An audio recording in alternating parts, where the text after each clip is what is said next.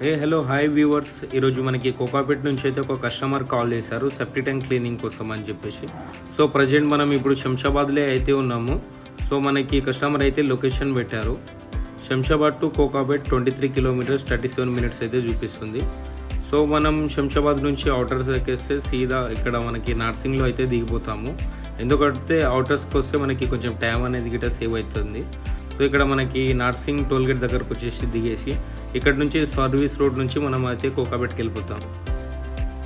Finally customer పంపించిన లొకేషన్కి అయితే మనం రీచ్ అయిపోయాము.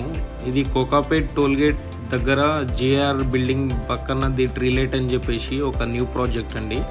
సో యాక్చువల్గా కింద వీళ్ళు ఒక ప్లాస్టిక్ డ్రమ్ అనేది 5000 లీటర్స్ది డ్రమ్ అనేది కూర్చోబెట్టారు. సో వీళ్ళకి కింద వర్క్ జరిగేటప్పుడు టెంపరీగా బాత్రూమ్స్ పెట్టుకున్నారు కాబట్టి, ఇంకా బాత్రూమ్ లేదు కాబట్టి కింద టెంపరీగా డ్రమ్స్ పెట్టారు. సో కింద B1లో ఒక డ్రమ్ ఉంటుంది. నేను ఒకసారి మీకు కిందికి వెళ్ళేసి చూపిస్తాను. ఆ డ్రమ్లో వాటర్ ఫిల్ అయ్యాక ఈ ప్లాస్టిక్ టెంపరీ సెప్టిక్ ట్యాంక్లో వాటర్ ఫిల్ అయ్యాక ఇక్కడ నుంచి సెప్టిక్ ట్యాంక్లో మేము తీసుకొని బయట పంప్ అవుట్ చేస్తామన్నమాట. సో మీకు ఇట్లాంటి ప్రాజెక్ట్స్ లేకుంటే home septic tank cleaning services కావాలనుకుంటే స్క్రీన్ మీద ఉన్న నెంబర్కి కాల్ చేయండి.